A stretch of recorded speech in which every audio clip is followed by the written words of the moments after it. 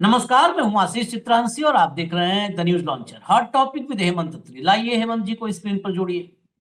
स्वागत है हेमंत भाई आपका। अब राहुल गांधी की जर्मनी यात्रा के आखिरी 24 घंटे हैं, लेकिन 24 घंटे पहले ही अभी कुछ खास इवेंट या मुख्य कार्यक्रम अभी बाकी है।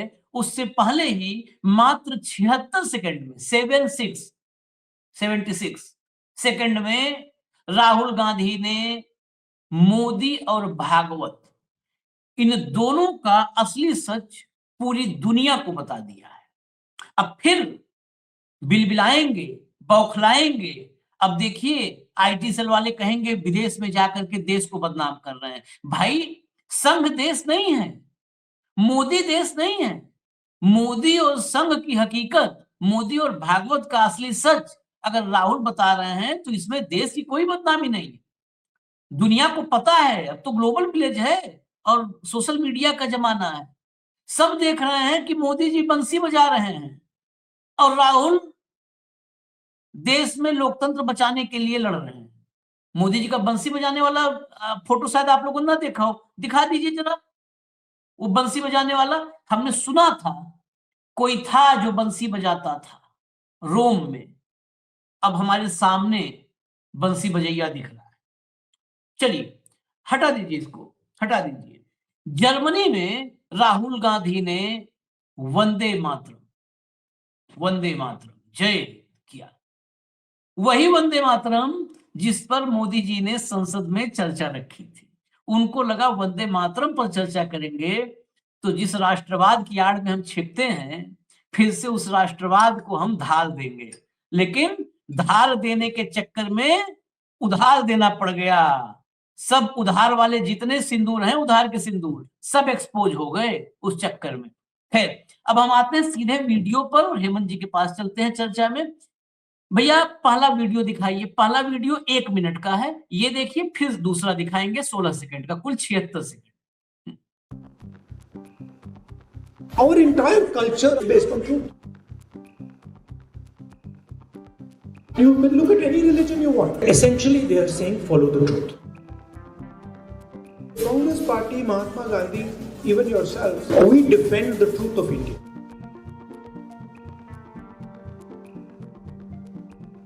And the ideological head of the RSS is openly saying the truth is of no consequence. Power is important. This is the difference between them and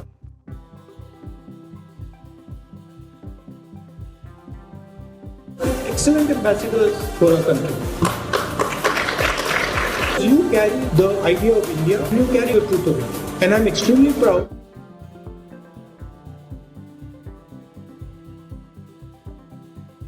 I thank you very, very much. All the best.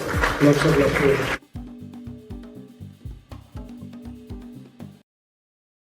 ये 1 minute का video हो सकता है आपको समझने में भारी पड़ा हो। अभी हेमंत जी इसमें बता देंगे, क्योंकि पूरा सुन के उन्होंने पूरा हिंदी अनुवाद इसका कर रखा है, तो बता देंगे। ये भारी इसलिए पड़ गया है, हम चर्चा तो राहुल की विदेश यात्रा पे कर रहे हैं, लेकिन भारी इसलिए पड़ गया है कि कांग्रेसियों को सुधारने के चक्कर में भगवान सुधर जाएंगे, ये कांग्रेसी नहीं सुधरेंगे। ये कहना मजबूरी है। ये सिंपल नॉर्मल बिना म्यूजिक का राहुल गांधी का वहां का स्पीच, वहां की स्पीच जो है डाल देते। जो भी अल्टरनेटिव मीडिया में बैठे लोग चलाना चाहते हैं, देश को दिखाना चाहते हैं, वो सुनाते दिखाते। उसमें इतना डिजाइन कर दिया कि जो है ना, संजय लीला भंसाली जैसे पूरा एकदम एडिट ओडिट करके म्यूजिक ये वो, मतलब ये बेसिकली ये चाहते ही नहीं है। इसीलिए हम कहते हैं ये इतने बड़े स्लीपर सेल है और राहुल को नहीं समझ में आ रहा है तो राहुल को फिर उन्हीं खाल पे छोड़ देना चाहिए। सिंपल वीडियो रिलीज किसका सिंपल ही होता है ना। नरेंद्र मोदी कुछ भी बोल दे, भाजपाई वीडियो एक एक क्लिप कहां कहां लगा डालते। यहां पूरा पूरा स्पीच का सत्यानाश करके और उसके बाद उसमें म्यूजिक व्यूजिक डाल के इतना दे देते हैं। म्यूजिक का कॉपीराइट में बड़ा, मतलब ये हो सकता है आप लोग के लिए काम की बात हो या ना काम की बात हो, तो मैं बता दूं म्यूजिक की कॉपीराइट बहुत तगड़े होते हैं।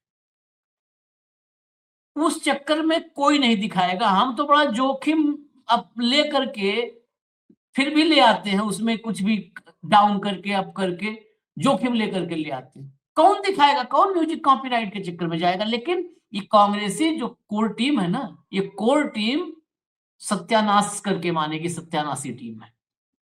अब और एक वीडियो है मात्र 16 सेकंड का, जरा उसको भी दिखा दो हेमंत भाई, फिर आपके ही हवाले है पूरा मंच। लाइए भैया।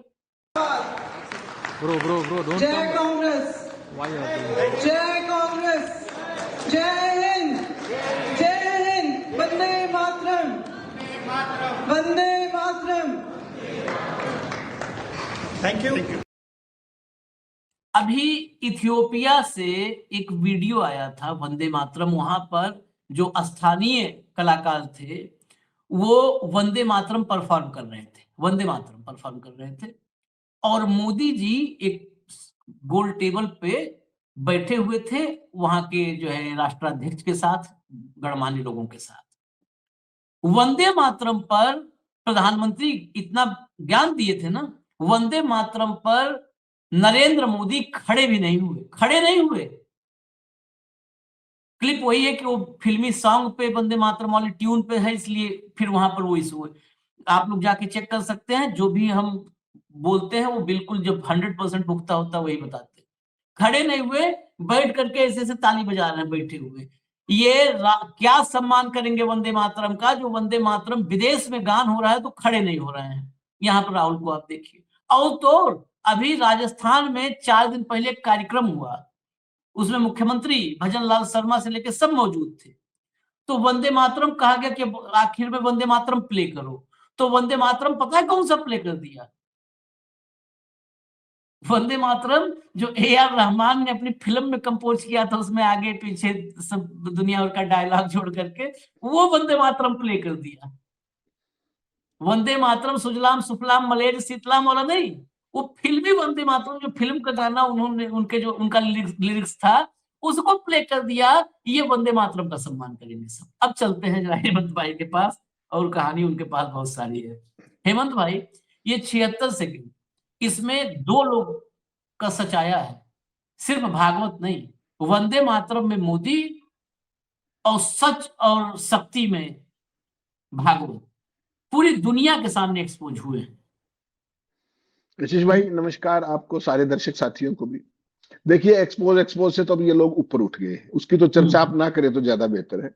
2 चीजों से इनको हमेशा के लिए ऊपर मान लीजिए, एक एक्सपोजर से और एक बेइज्जती से। इन 2 चीजों से डरते नहीं, जितना आप याद दिलाओगे उतना ज्यादा करेंगे, क्योंकि इनको बेचारों को आता वही है। तो उस स्कोर पे तो इनको आप माफ कर दें तो ज्यादा बेहतर रहेगा, क्योंकि ये शर्म निरपेक्ष हो चुके हैं पूरे तरीके से, और अकल निरपेक्ष पहले से थे, बुद्धि निरपेक्ष पहले से थे, अब शर्म निरपेक्ष भी हो गए। और उसमें बड़ी भारी योगदान की आपके पोमेरियन मीडिया ने, जो किसी चीज को पॉइंट आउट नहीं करता। तो भाई ठीक है, उनके लिए खुला मैदान है, वो करते रहे। मुख्य मुद्दे पे आते हैं। राहुल गांधी, जब पहला आपने देखा था कि वो BMW के प्लांट में गए थे, उसको लेकर के खूब ट्रोलिंग हुई कि भारत की निंदा कर दी और कर दी। अब उन्होंने 2 कार्यक्रम उनके बेसिकली थे। तो पहले तो जो उनका जो जर्मन के पूर्व चांसलर थे ओलाफ स्कोल्स, उनके साथ लंच पर डिटेल बैठ के बातचीत हुई है। और उसमें उन्होंने जो, जैसे हम उस दिन बात कर रहे थे ना कि चेंजिंग वर्ल्ड, तो उन्होंने पूरी दुनिया में जो ग्लोबल इश्यूज जितने भी हैं, व्यापार, टैरिफ और भारत जर्मन के जो संबंध हैं, उनको मजबूत करने के तमाम पहलुओं पर खुल करके बातचीत की 1-on-1 मीटिंग के अंदर। ठीक, उसके बाद जो उनका मेन जो इवेंट है वो अभी भी पेंडिंग है, जो प्रोग्रेसिव अलायंस जिसमें 117 पॉलिटिकल पार्टियां हैं, वो अभी भी पेंडिंग है। कल रात तक उनकी एंगेजमेंट है वहां पर जर्मनी, बर्लिन के अंदर। अब आप सीधी बात करें कि जो ओवरऑल जो उन्होंने किया, तो राहुल गांधी ने बेसिकली बर्लिन के हर्टी स्कूल में ये लेक्चर दिया, जो आपने 60 मिनट का दिखाया, 60 सेकंड का दिखाया, माफ कीजिएगा। यहां पर उनका टॉपिक क्या था? Leadership, democracy and global responsibility. Topic देखिए, leadership, democracy and global responsibility, इस पर उनकी बातचीत थी। और उन्होंने ओपनिंग सेंटेंस में ये कहा कि लोकतंत्र जो है वो जुड़ाव और जवाबदेही की एक प्रक्रिया है। एक सेंटेंस में पूरी, जुड़ाव विद द मासेस, इंक्लूसिवनेस और जवाबदेही, अकाउंटेबिलिटी। इसमें अपने आप में मोदी जी का 12.5 साल का शासन आप समाप्त नहीं कर सकते क्या? केवल एक 3 शब्दों हाँ। तो ये उन्होंने बर्लिन हाँ, बर्लिन में उन्होंने यहां से शुरुआत की। उन्होंने तेजी से बदलती दुनिया में जो नेतृत्व है, लोकतंत्र है और वैश्विक जिम्मेदारी के तमाम आयामों पर बात की और कहा कि लोकतंत्र सिर्फ सरकार की प्रणाली नहीं है, गवर्नेंस की प्रणाली नहीं है, यह जुड़ाव, जिम्मेदारी और जवाबदेही की एक सतत प्रक्रिया है, निरंतर प्रक्रिया है, कंटिन्यूइंग प्रोसेस है। That's what he said. उन्होंने छात्रों, विद्वानों, शिक्षाविदों के और तमाम दर्शकों के साथ इंटरेक्शन किया, उनको संबोधित किया और कहा कि गांधी ने अपने व्यक्तिगत और राजनीतिक अनुभवों से जितनी भी उनको जानकारी मिली है उनको साझा किया पर्सनल लेवल पे। जो आपने छोटी सी बाइट दिखाई उसमें उन्होंने क्या शब्द कहे, यहां पर उनका सारा जोर सच पर था। उन्होंने कहा कि चाहे कोई राजनीतिक दल हो, चाहे कोई सरकार हो और कोई भी धर्म हो, कोई भी धर्म दुनिया का, रिलीजन का उन्होंने जिक्र किया कि वो सच के ऊपर आधारित है, हर एक सच के ऊपर जोर देता है। और फिर उन्होंने धीरे से कहा कि जो भारतीय जनता पार्टी का जो पूरे का पूरा वैचारिक आधार है आरएसएस, उसके चीफ का जिक्र किया उन्होंने इशारों में, नाम लेने की जरूरत नहीं, एवरीबॉडी नोस। तो उन्होंने कहा कि जो आरएसएस के चीफ हैं वो कहते हैं कि सच का कोई मतलब नहीं है, ताकत महत्वपूर्ण है। और आपको ये ध्यान हो, ये बात उन्होंने रामलीला मैदान में शुरुआत यहां से की थी और इस बात को वहां जाकर के बताया कि पूरी दुनिया, political party, governance system, democracy, religion, सारे के सारे सच पर आधारित है। और यहां पर एक ऐसा सिस्टम है, एक एनजीओ जो मोदी जी कहते हैं दुनिया की सबसे बड़ी एनजीओ 100 साल पुरानी, जो सच को मानता ही नहीं। वो कहते हैं कि power is important, and power जब आप कहते हैं तो उसका एक सीधा सीधा मतलब सत्ता से होता है, और तो किस चीज में पावर है नहीं। तो सत्ता पर उनका कितना जोर है, उन्होंने इस पर बातचीत की कि किस तरीके से ये लोग वो कर रहे हैं और पूरी दुनिया में जो भी बदलाव हो रहे हैं उस पर उन्होंने बात की और भारत की जो लोकतंत्र की मौजूदा स्थिति है उस पर अपने विचार रखे और कहा कि जो इंक्लूसिवनेस है, समावेशी और समान शिक्षा के महत्व सबसे महत्वपूर्ण चीजें हैं आज। एक तो इंक्लूसिवनेस समय की जरूरत है और दूसरा शिक्षा। और यह भी कहा कि जो स्ट्रक्चरल वो है ना हमारी असमानताएं, संरचनात्मक जो असमानताएं हैं, उनको दूर करने के लिए आज बहुत जरूरी है कि वैश्विक सहयोग की जरूरत है। आज पूरी दुनिया के अंदर आप देखें जिस तरह की स्थितियां पैदा हो रही है, तो जो स्ट्रक्चरल इश्यूज है, जो असमानताएं हैं, उन सबको कैसे एड्रेस किया जाए, इन पर उनका खास फोकस था। चाहे वो आर्थिक उस पे हो, चाहे सामाजिक उस पे हो, चाहे शैक्षणिक उस पे हो, धार्मिक उस पे हो, वो एक बहुत ब्रॉड चैप्टर है।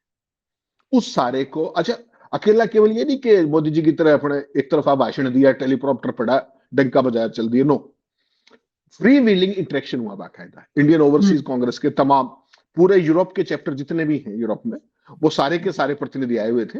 कुछ ने मंच पे उनके साथ वो किया, कुछ ने डिनर पे साथ किया, कुछ से अलग अलग ग्रुप्स में बात की, कुछ से उस तरीके हर सवाल का जवाब किस तरीके से डेमोक्रेसी और लीडरशिप। और कहा कि आप लोग जो हमारे जो फॉरेनर, जो हमारे इंडिया के जो लोग बाहर गए हुए, वो हमारे सही मायनों में भारत के भी ब्रांड एम्बेसडर हैं और सच के भी ब्रांड एम्बेसडर हैं।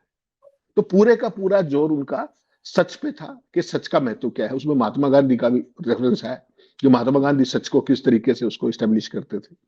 पूरी भारत की डेमोक्रेसी की अवधारणाएं क्या है, अपने तजुर्बे शेयर किए उन्होंने। और ये सारी चीजें, इसमें कहीं टेलीप्रॉम्प्टर नहीं, कहीं कुछ नहीं है, एक साधारण बातचीत और दो तरफा संवाद। This is what you call dialogue, monologue नहीं। मोदी जी तो मोनोलॉग करते हैं, प्रॉपर टाइप डायलॉग किया, सबके सवालों के जवाब दिए, घुले मिले और पूरा लंबा इवेंट चलाइए। अब अगला जो प्रोग्रेसिव अलायंस का कार्यक्रम है उसमें पूरे ग्लोबल इश्यूज के ऊपर अलग से खुल करके बातचीत होने वाली है। उसका भी इंतजार है कि उसका कुछ सामने आए तो उसको भी जरा एनालाइज किया जाए, उसकी गहराई में जाया जाए। ये जो मोनोलॉग छोड़ करके संवाद होता है, संवाद ही जवाबदेही का मूल स्वरूप होता है। जो संवाद करता है वही जवाबदेह होता है। मोदी जी भी अगर हम लोगों से संवाद करना शुरू कर दे तो ऑब्वियस सी बात है, हम पूछेंगे, उनको जवाब देना पड़ेगा, जवाबदेही हो गया। लेकिन वो मोनोलॉग मेकिंग करते हैं। दुनिया में जितने महामानव हुए, आप राम से शुरू करो, बुद्ध, महावीर होते हुए आप गांधी तक आ जाओ, देश में या दुनिया में चले जाओ, जितने महामानव हुए सबने सत्य की ताकत पर जोर दिया है। सत्य की ताकत पर मात्र एक ऐसा डबल महामानव आया जिसने कहा झूठ बोलो, जोर जोर से झूठ बोलो, जोर जोर से झूठ बोलो, लगातार झूठ बोलो, सिर्फ एक आया। आप इतिहास घुमा जाइए, पन्ने घूम पूरा पलट दीजिए आप। और पन्ने प्लीज मोदी स्टाइल में नहीं पलटना है कि ऐसे ऐसे ऐसे ऐसे पलटना ना, जैसे हम लोग मतलब सामान्य आदमी पलटते हैं, वैसे पलटिए। एक भी आपको महामानव ऐसा नहीं मिलेगा इस संसार में, सृष्टि में कभी किसी दौर में जन्मा हो, जिसने सत्य की ताकत को कमतर करने की कोशिश की हो, सत्य को सबसे ऊपर रखा, सत्य को सबसे ऊपर रखा। सत्य के बाद और तमाम लोग जो है अलग अलग महामानव ने अलग अलग चीजें जोड़ी। किसी ने अहिंसा पर सत्य के साथ जोड़ दिया, किसी ने जो है जीव हत्या रोकने पर बल दिया, बहुत तरीके की मतलब अलग अलग फिर जुड़ते गए, लेकिन सत्य सबका कोर रहा, कोर सबका। लेकिन हमारे यहाँ तो जोर जोर से झूठ बोलो, लगातार झूठ बोलो। खैर, ये अभी आपने संघ वाले पोर्शन पर, और ये संघ वाला पोर्शन जिसको कोट किया है राहुल गांधी ने रामलीला मैदान में भी किया और बर्लिन में भी किया, ये पोर्ट ब्लेयर में अभी एक सप्ताह पहले पोर्ट ब्लेयर में मोहन भागवत ने बताया था कि सत्य नहीं पावर, ट्रुथ नहीं पावर में सब कुछ है। दुनिया ताकत को पूछती है। वीर दुनिया सावरकर की ताकत प्रतिमा का अनावरण कर रहे थे वह, उन्होंने कहा कि सच वच कुछ नहीं, दुनिया ताकत का वो करती है। तो ये उन्होंने कोट एंड कोट कहा था। उन्होंने, हालांकि उन्होंने, आप मौका देखिए, मौका भी था और दस्तूर भी, तो उन्होंने वही कहा, सावरकर की प्रतिमा का अनावरण किया था। सावरकर ने भी ताकत को ही पूजा था।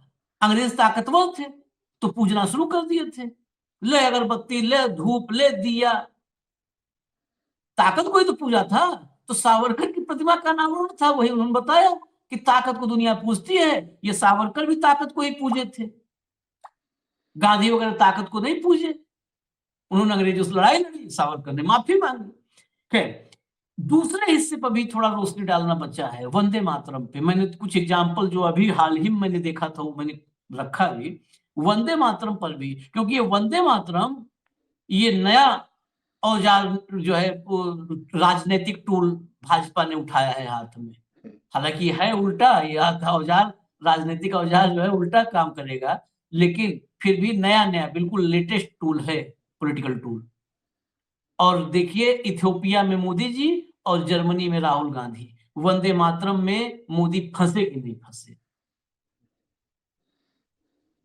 नहीं आशीष भाई, देखिए, वंदे मातरम की ओनरशिप ये ठीक उस तरीके से ले रहे हैं जैसे सरदार पटेल की ओनरशिप ले लेते हैं, जैसे गांधी जी की भी विचारों की ओनरशिप ले लेते हैं। इनका सत्य से क्या मतलब, इनका अहिंसा से क्या मतलब, इनका एकता से क्या मतलब?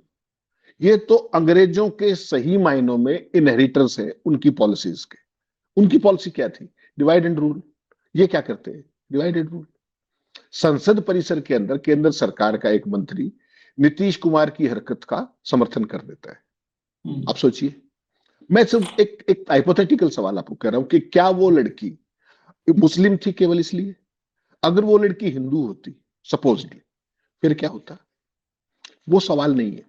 वंदे मातरम की ओनरशिप में तो फिर उसी मूल सवाल पे आ जाता हूं।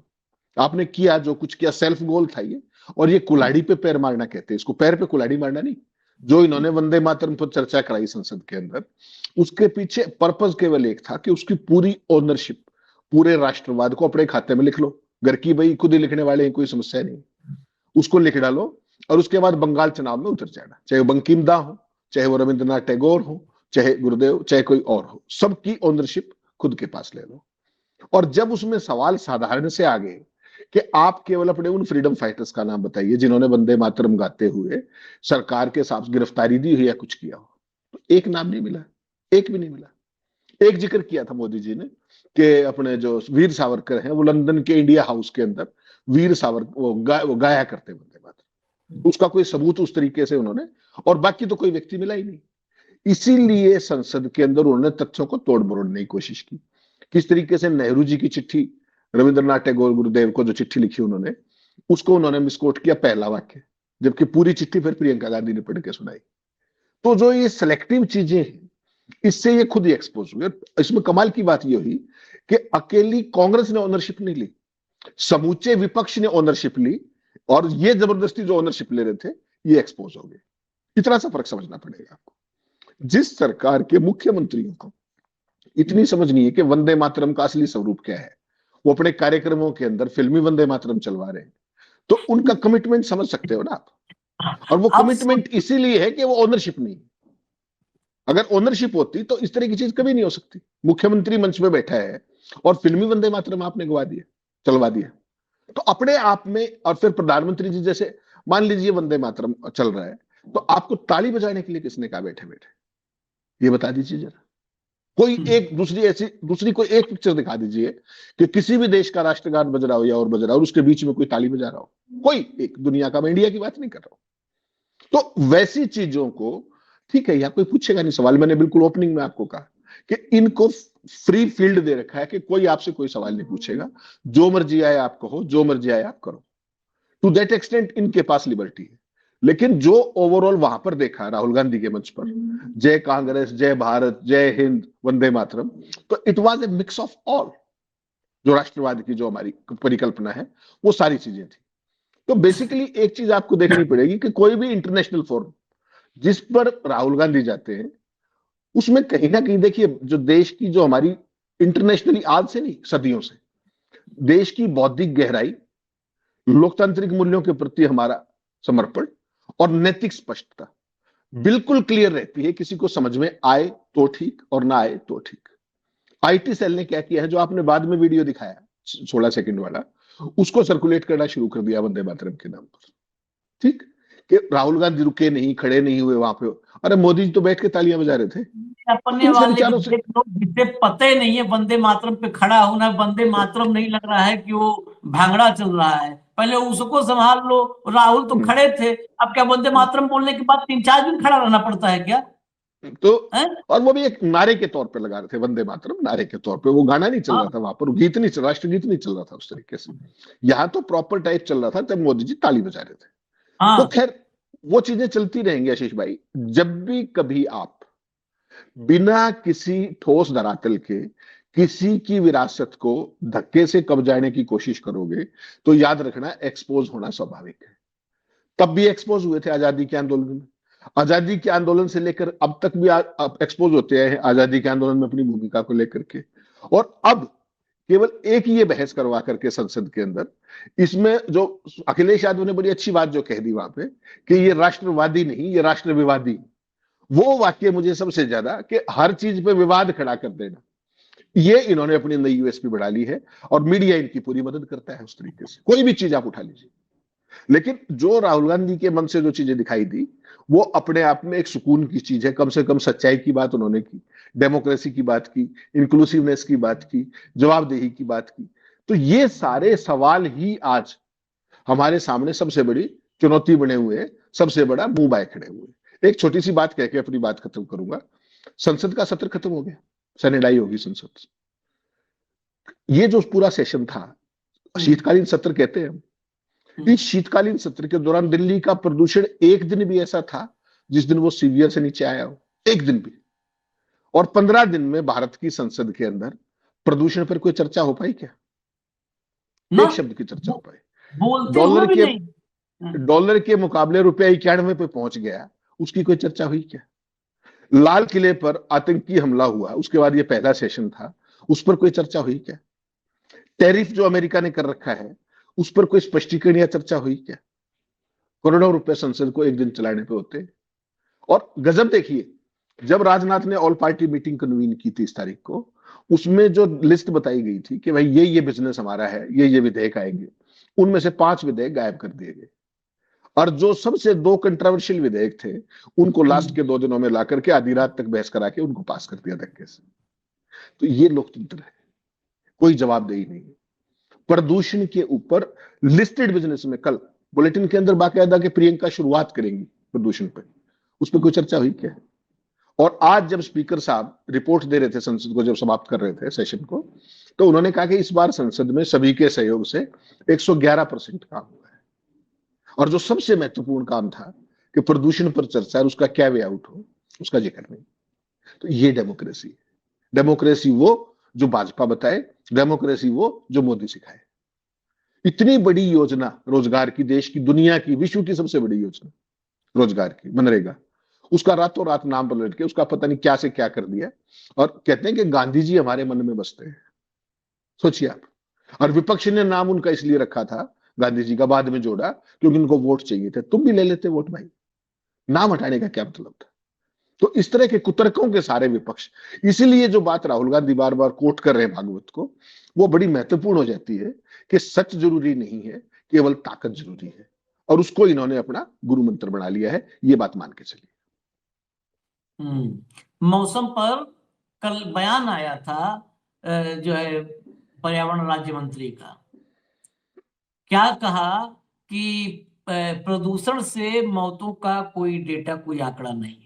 प्रदूषण से होने वाली प्रदूषण से फेफड़े की बीमारियां हो रही हैं, इसका अब तक कोई संबंध स्थापित नहीं हुआ। अब कैसे, मतलब मरने वाला आखिर में, इसे गांधी जी हे राम बोले थे, तो का मरते समय रिकॉर्ड करें कि हम प्रदूषण से मरे हैं। मतलब इतना ढिठाई से, अगर इतने ढिठाई से दुनिया में मतलब आप समझिए ना, इस देश के लोगों को मैं फिर से एक बार कह रहा हूं, एक छींटा मारता हूं पानी। इस देश में जलवायु परिवर्तन पे, पर्यावरण पे इतने बड़े बड़े समिट्स होते ही नहीं, जब कोई संबंध है नहीं स्थापित है तो। पागल है पूरी दुनिया। और आप भी जाते हो वहां पे, बैठते हो उन मीटिंगों में। आशीष सूद है दिल्ली का मंत्री, पता है क्या कहा स्टेटमेंट, कि मौसम पर सरकार का, दिल्ली सरकार का नियंत्रण नहीं। अच्छा, जब केजरीवाल था तो मौसम जेब में रख के चलता था। केजरीवाल वो जेब में रख के चलता था, वो अपने हिसाब से हाथ जेब में डालता था और मौसम को घुमा देता था, मौसम का कान गर्म कर देता था। ये आए तो कंट्रोल में नहीं है। केजरीवाल के समय इसी पोल्यूशन में ये सब कथक कली से कुचिपुड़ी सब कर डालते थे दिल्ली के रोड पे, ये भाजपा। नए नए तरीके का मास्क निकालते थे जिसमें सीन ऐसे निकली होती थी 1 फुट लंबी, ऐसे ऐसे मास्क लेके आते थे और कैमरे के सामने ड्रामे करते थे। आज जब इनकी सरकार है तो क्या कह रहे हैं, हमारा नियंत्रण, दिल्ली सरकार का नियंत्रण नहीं है मौसम। बताओ, दोगलेपन के कोई तो कहीं पर तो होगा भाई, कि यहाँ दरवाजा बंद है, इसके आगे नहीं जा सकते हैं आप। सारा दरवाजा तोड़े चले जा रहे हो आप लोग, गजब करके रखा है। वो वंदे मातरम पे बताओ, वंदे मातरम पे ताली ऐसे ऐसे बैठ के बजा रहे हैं। वो वंदे मातरम का गाना चल रहा है, अगल बगल देख रहे हैं, समझ में नहीं आ रहा है इन सबको कि वंदे मातरम है क्या। वंदे मातरम पे चर्चा इनको करवा लो। और जर्मनी पर एक बात और जोड़ दूं, ये राहुल ने सोचा होगा नहीं सोचा होगा, लेकिन ये अगर इन सबके है तो प्रचारित करें। मैं तो खुलेआम कहता हूं, इसको प्रचारित करिए कि जर्मनी में एक साथ वंदे मातरम और जय हिंद को जो जोड़ा है, यही जर्मनी था जहां पर आई थी रेडियो से आवाज, नेताजी सुभाष चंद्र बोस। और वही नेताजी सुभाष चंद्र बोस थे जो 1937 में उस कमेटी में थे जिन्होंने वंदे मातरम के 2 छंदों को एक्सेप्ट किया था। और वही नेताजी सुभाष चंद्र बोस थे जिन्होंने जय हिंद का नारा दिया था। तो आज जर्मनी में नेताजी सुभाष चंद्र बोस फिर से जीवित हुए हैं। वंदे मातरम, जय हिंद दोनों में उनका योगदान है। वंदे मातरम के 2 छंद सिलेक्ट करने में और जय हिंद उनका नारा था। हेमंत भाई कुछ कहना चाहते हैं, क्लोजिंग रिमार्क्स? आशीष भाई, एक लेटेस्ट अपडेट आया है, मुझे लगा चलते चलते, क्योंकि आपने पर्यावरण का जिक्र कर दिया। अभी जब मैं और आप बात कर रहे हैं, जो राहुल गांधी ने, जर्मनी के पर्यावरण और जलवायु संरक्षण मंत्री है कार्स्टन श्नाइडर, मैंने फोटो भी भेजा है, दिखा दीजिएगा उसको। एक सार्थक उन पर लंबी बातचीत हुई है उसकी, और उन्होंने इस दौरान जलवायु परिवर्तन की वैश्विक चुनौती और भारत और जर्मनी की साझा चुनौती, उसका टिकाऊ और जन केंद्रित समाधानों के महत्व पर भी बहुत विस्तार से चर्चा की है कि क्या जिस तरह की परिस्थितियां हैं उनसे कैसे सामूहिक तौर पर पूरी दुनिया लड़े, जर्मनी लड़े और भारत सामूहिक तौर पर भी और अकेले अकेले भी। ये जब मैं और आप बात कर रहे हैं उस समय ये मुलाकात हुई है, ये लेटेस्ट अपडेट था, मुझे लगा अपडेट कर दो इसमें। नहीं, बहुत जरूरी था। देखिए, जो काम प्रधानमंत्री को करना चाहिए वो एलओपी कर रहा है, और जो प्रधानमंत्री को नहीं करना चाहिए वो सब कुछ प्रधानमंत्री कर रहे हैं। ये फर्क है। पर्यावरण मंत्री, भारत में पर्यावरण, दुनिया में वैश्विक पर्यावरण, इस पर बातचीत करने का काम राहुल गांधी कर रहे हैं और बाकी सारा नरेंद्र मोदी कर रहे हैं। इजाजत दीजिए हमें। धन्यवाद, धन्यवाद हेमंत भाई, बहुत बहुत धन्यवाद। नमस्कार।